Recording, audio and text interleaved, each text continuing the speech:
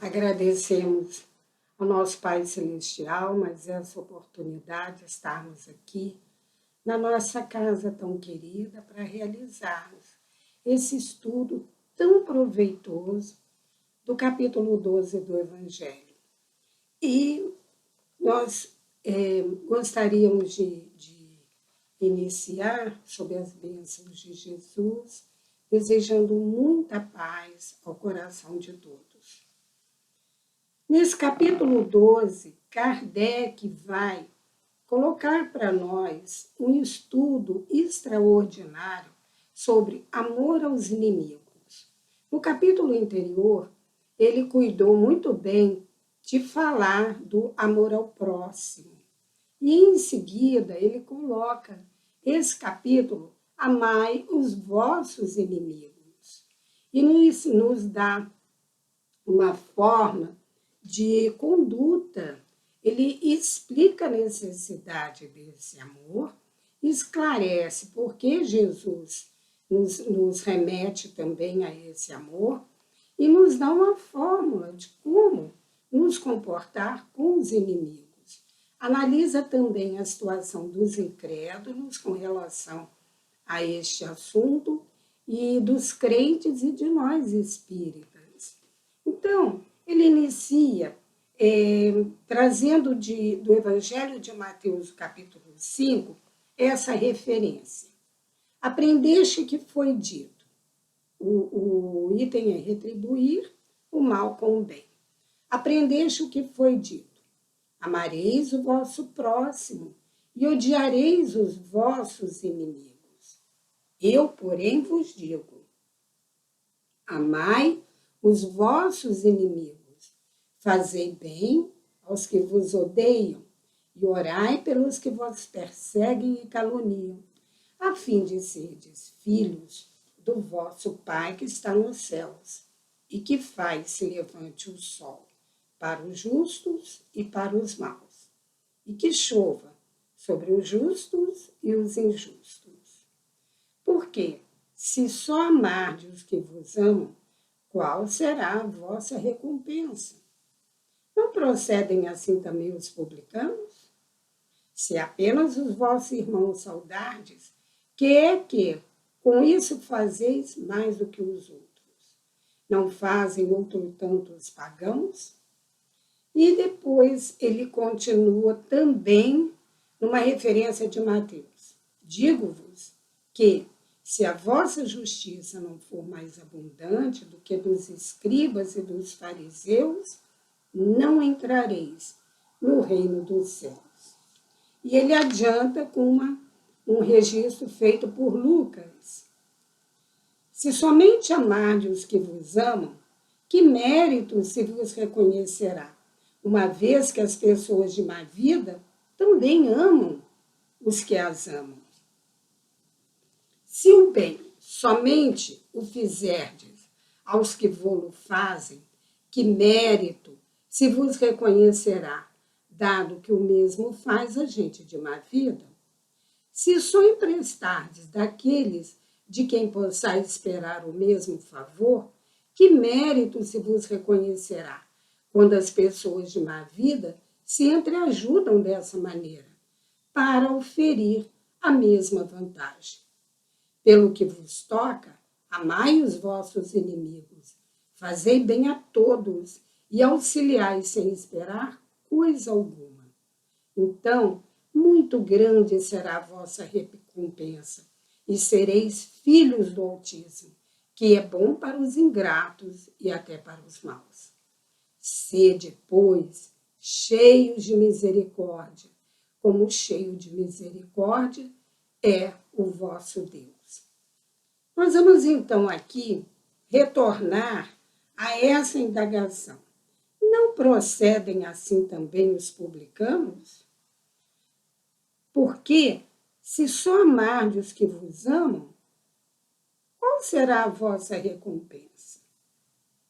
Se apenas os vossos irmãos saudardes, que com isso fazei mais do que os outros.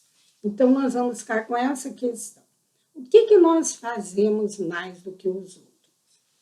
Esse tema é de tanta importância e nos fala tão direto nas nossas vivências, nas nossas provações, nas dificuldades do dia a dia, que o Emmanuel, ele tem, só com referência a esse tema, 22 lições, recolhidas naquela coleção que o Haroldo fez, de cada livro, aquela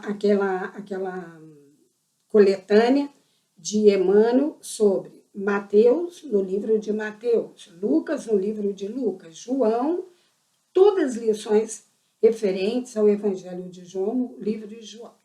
Então, no livro de Mateus, nós encontramos 22 lições referentes a esse assunto. Riquíssimo material. Emmanuel, ele escaninha, ele vai em ideias assim, de detalhes sobre o assunto. Vale a pena até buscar, né, isso na internet. Mas ele tem 2 lições. Uma é do Fonte Viva, é a 96, e ele intitula como Além dos Outros. Então, nessa lição Além dos Outros, ele diz que todo mundo faz a mesma coisa, desde que o mundo é mundo. Porém, nós que já caminhamos um pouco mais, temos, por despertamento da consciência, o dever de irmos além dos outros. Por isso que a lição tem esse título. E ele, aqui nesta lição do Vinha de Luz, vai tratar do mesmo assunto. Ele vai nos remeter a essa mesma questão, porém com uma lição com o seguinte título: que fazeis de especial? Na outra, lá ele indaga assim: que dás de ti mesmo no ministério da caridade? Ele encerra a lição perguntando: o que nós damos de nós mesmos no ministério, no trabalho da caridade? Porque no trabalho da caridade, muitas das vezes, nós damos tudo. Mas e de nós? Aquela doação íntima, que é a proposta do nosso estudo agora. Então, nessa aqui do Vinha de Luz, a 96, a 60 do Vinha de Luz, ele indaga: que fazer de especial? É o que Jesus pergunta. O que faz? Os publicanos fazem a mesma coisa. Amam os que os amam, ajudam os que os ajudam, emprestam os que os emprestam. E nós sabemos que os publicanos eram por demais detestados naquela época. Então, Jesus faz essa referência a eles e pergunta: que fazeis de especial? Jesus faz essa indagação e o Emmanuel faz essa lição belíssima. Então, ele diz a mesma lá da Fonte Viva, que nós, com o conhecimento que nós temos, nós já podemos avançar um pouco mais.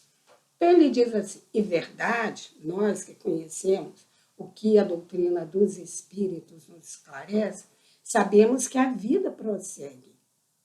Sabemos que nós nos encontramos numa escola temporária para a nossa iluminação. Que o corpo é simples vestimenta que desgasta dia a dia. Que os trabalhos, as dificuldades são recursos educativos. Que a dor é um estímulo às mais altas realizações. Que a nossa colheita futura vai acontecer de acordo com o que nós fizermos hoje. Que a luz do Senhor clareie o nosso caminho, sempre que estivermos servindo ao bem. E que a toda oportunidade de trabalho é presente de Deus para nós. Que ninguém se acha aqui na Terra em excursão, em passeio, em prazeres fáceis, mas sim com a missão de aperfeiçoamento. Que a justiça não é uma ilusão e que a verdade surpreenderá a todos nós. Que a existência na esfera física é uma oficina de trabalho, de resgate, de redenção, e que tudo que falamos, todos os nossos atos e pensamentos vão produzir frutos que lhe dizem respeito no campo infinito da vida. Então, ele lembra que nós sabemos isso tudo. Efetivamente, diz ele, sabemos tudo isso. Em face, aí vem a conjunção do Emmanuel, né? Quando ele fala, depois faz a conjunção, aí vem o ensinamento maior. Em face, pois, de tantos conhecimentos e de tantas informações dos planos mais altos, a beneficiarem nosso círculo de trabalho espiritual, é muito ouçamos a interrogação do Divino Mestre. Que fazeis mais do que os outros? Com tudo isso, o que nós fazemos mais do que os outros? Quem são esses outros? Todos aqueles que não têm oportunidade de adquirirem o conhecimento que nós temos. Então, essa página aqui do Evangelho, Kardec inicia da seguinte forma para nosso esclarecimento. Se o amor do próximo, que é o capítulo anterior a este, é o princípio da caridade, amar os inimigos é a mais sublime aplicação deste princípio. Porquanto possuir tal virtude representa uma das maiores vitórias alcançadas contra o egoísmo e o orgulho. Então, amar os inimigos é uma vitória da capacidade de vencermos nosso egoísmo e nosso orgulho. Entretanto, fala Kardec, há geralmente um equívoco no tocante o sentido da palavra amar.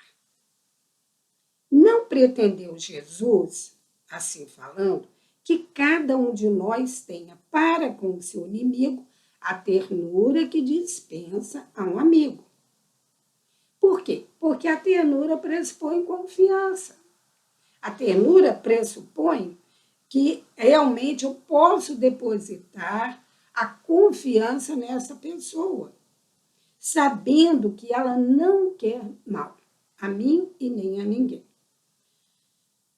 E sabemos que ela não será capaz de abusar dos meus sentimentos. Então, entre as pessoas que desconfiam uma da outra, continua Kardec, não pode haver sentimentos de simpatia. Não há confiança. Então, não temos sentimento de simpatia. Enfim, ninguém pode sentir, ao estar com o inimigo, a mesma sensação, o mesmo sentimento que se tem na companhia de um amigo. E ele avança mais. A diversidade dessa maneira de sentir, aí Kardec vai fazer um aprofundamento que hoje a ciência já nos explica, a neurociência, a neurolinguística, ela já nos explica de maneira muito, muito específica isso que Kardec nos fala aqui, sobre a energia, sobre o pensamento, sobre as vibrações emitidas, o bem e o mal que isso produz. O benefício primeiro para nós, depois, então, para o próximo. Então, ele diz assim, a diversidade na maneira de sentir nessas duas circunstâncias diferentes, que é estar com um amigo e estar com um inimigo, resulta de uma lei física. É uma questão física, não é espiritual. É uma questão física, energética, de assimilação e de repulsão dos fluidos. Olha só, o aprofundamento que Kardec já fez àquela época. e que agora a ciência vem nos explicar muito bonitinho como isso acontece.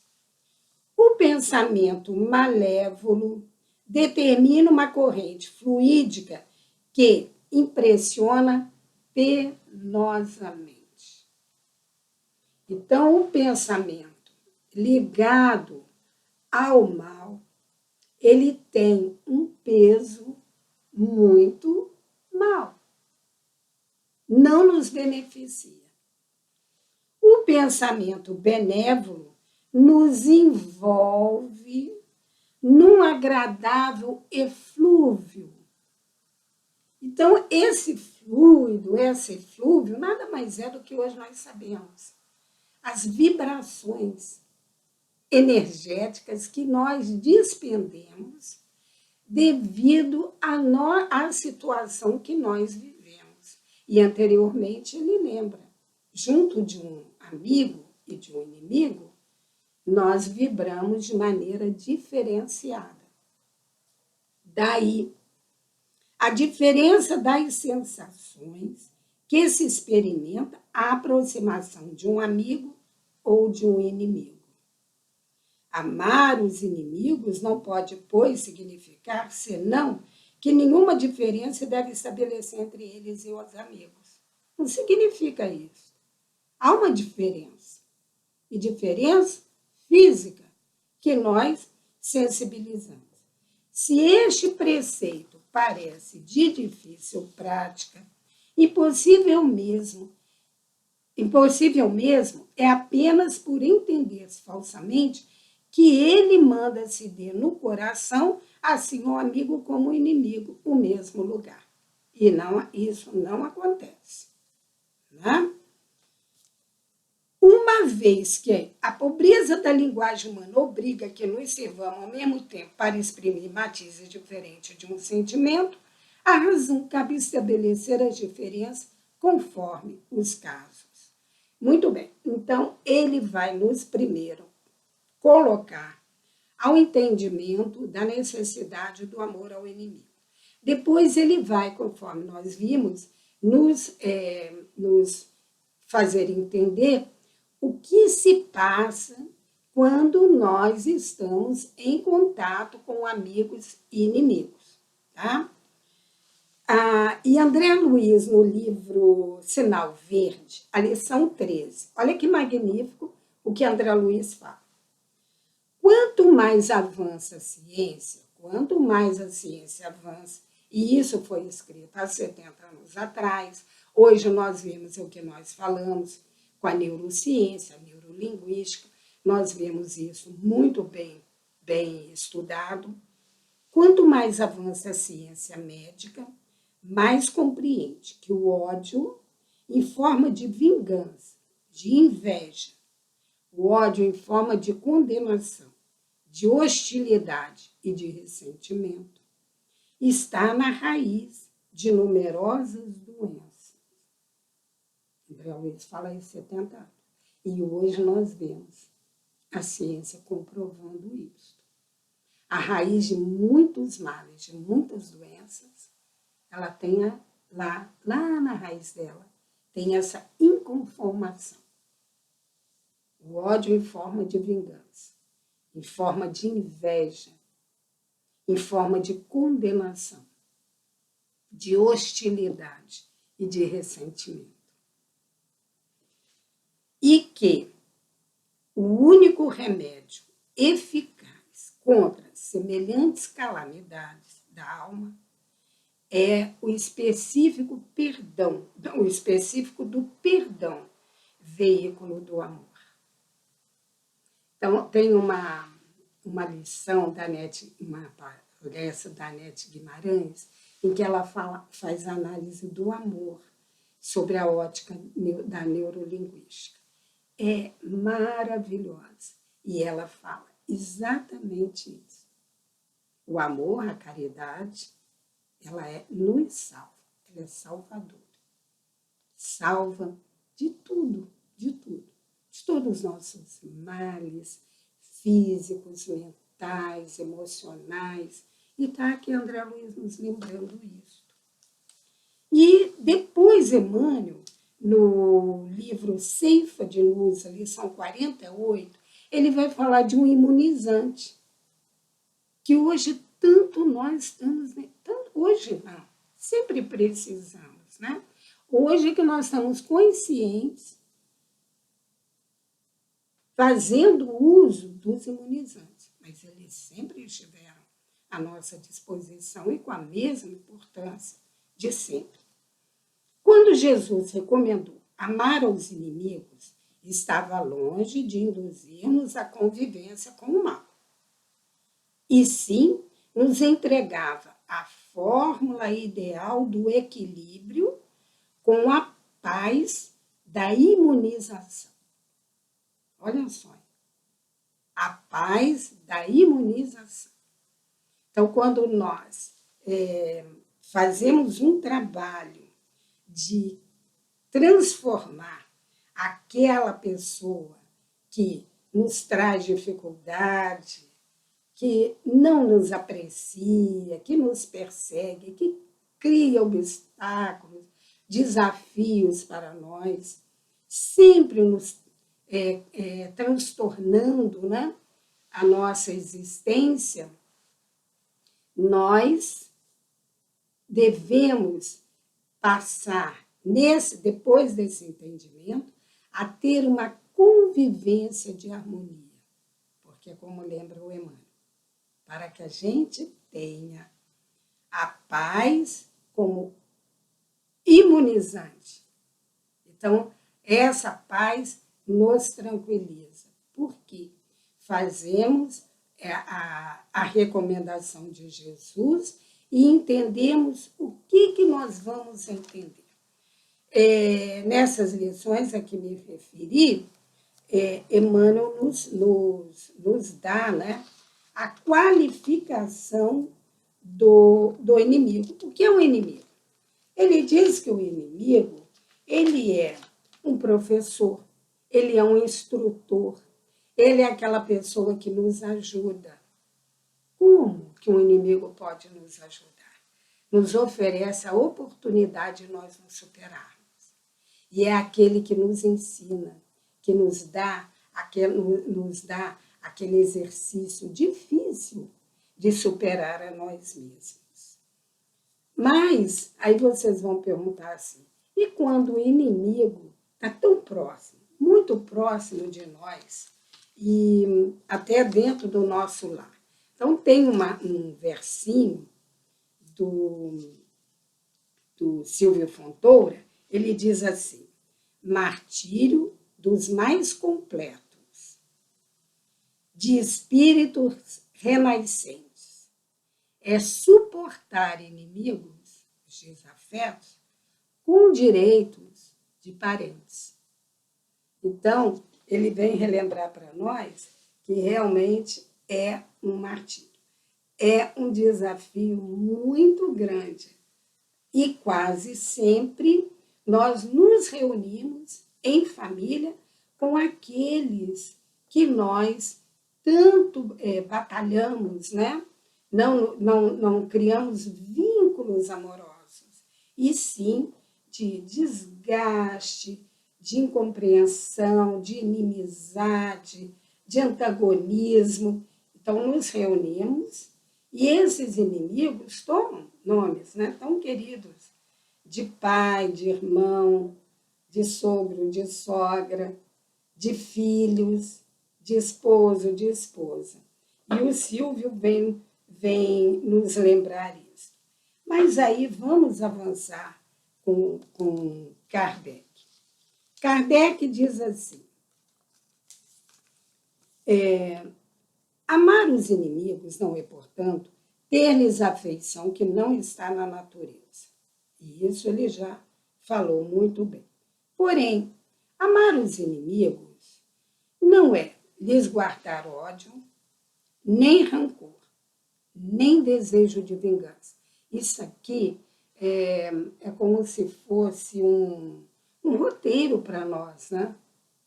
Nos explicando o que é amar os inimigos. Não é tê-lo com ternurinha, conforme ele falou antes. Não dá, porque é contra a lei natural, a lei física, né, natural. Porém, ele fala, amar os inimigos é não lhes guardar ódio, é não termos nenhum ódio e nem pensamentos negativos contra esses irmãos. Nem desejo de vingança. É perdoar-lhes sem pensamento oculto e sem condições o mal que nos causam. É observarmos muito bem, analisarmos muito bem o que essa pessoa tem feito, né, e que tanto me prejudica. Nós fazemos essa análise, nós inteligimos,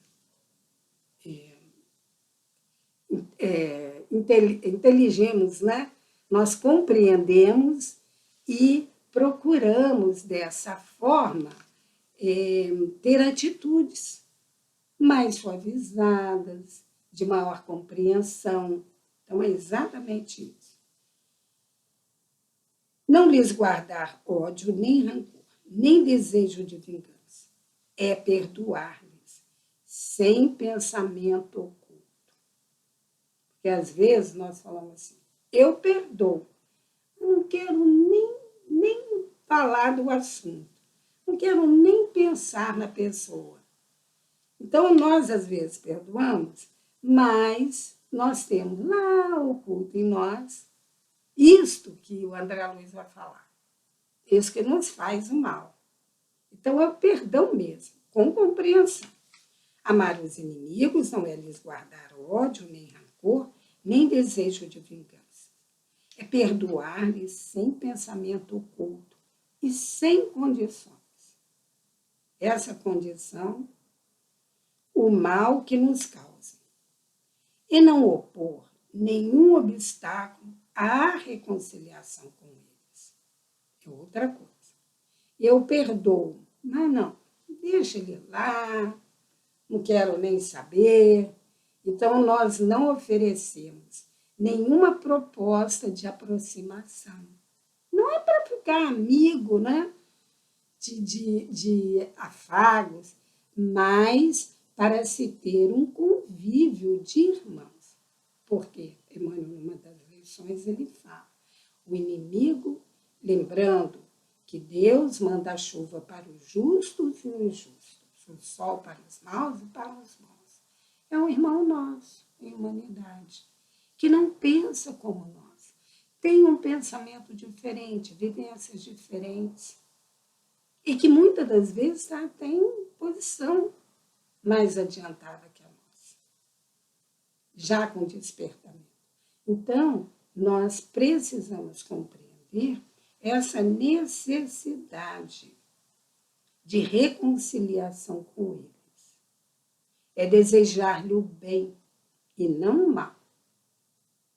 É experimentar alegria em vez de pesar com o bem que lhes advenha. Então, é uma pessoa que, sabe, mas está se dando bem, tem feito progressos.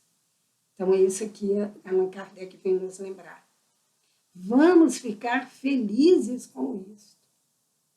Porque alegrar só com o nosso amigo, mas alegrar também com aqueles com quem não temos sintonia.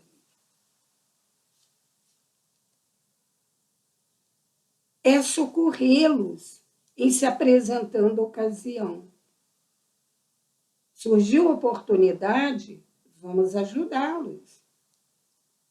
É abster-se, quer por palavras, quer por atos, de tudo que os possa prejudicar.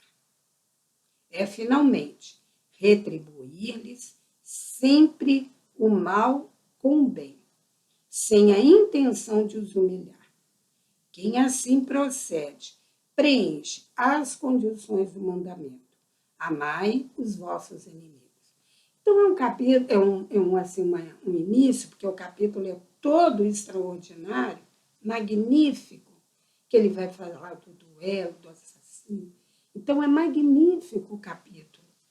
Mas esse início que nos dá esse passo a passo para desenvolvermos a compreensão da necessidade do amor ao inimigo.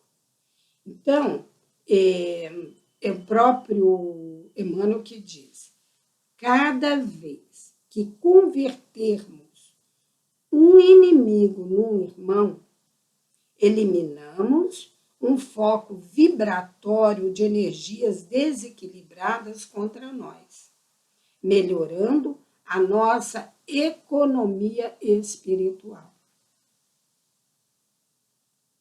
Muito para nós pensarmos, porque é muito profundo. Cada vez que convertermos um inimigo num irmão, eliminamos um foco vibratório de energias desequilibradas contra nós, melhorando a nossa economia espiritual. É algo também que nós não nos preocupamos. Preocupamos muito com a nossa economia material, as aplicações, né? A nossa conta bancária, preocupamos com tudo isso e mais outras coisas. Mas a economia espiritual, aquilo que nos sustenta e que nos vai dar tranquilidade ad eterno para o futuro, nós pouco pensamos. E o Emmanuel diz que quando nós convertemos essa vibração do inimigo, né, favorável a nós estamos nos enriquecendo espiritualmente. E é o que a Allan Kardec falou no início. É um estudo assim, muito enriquecedor, esse que nós fazemos, né, sobre o inimigo. E Emmanuel também nas lições, ele vem nos lembrar que Jesus nos pede nessa questão devotamento, entendimento, trabalho, tolerância e respeito. Porque é diferente, o comportamento é outro. Então, nós devemos desenvolver um respeito a esses nossos irmãos e lidar com muita caridade para com eles. Então, em todas as lições, nós vimos pautadas esse tipo de sentimento, de devotamento, de compreensão, de misericórdia. Mas Kardec prossegue, avança de forma extraordinária, que ele vai falar dos incrédulos. Os incrédulos, eles não se importam. Por quê? Porque eles não desenvolvem a crença da vida futura.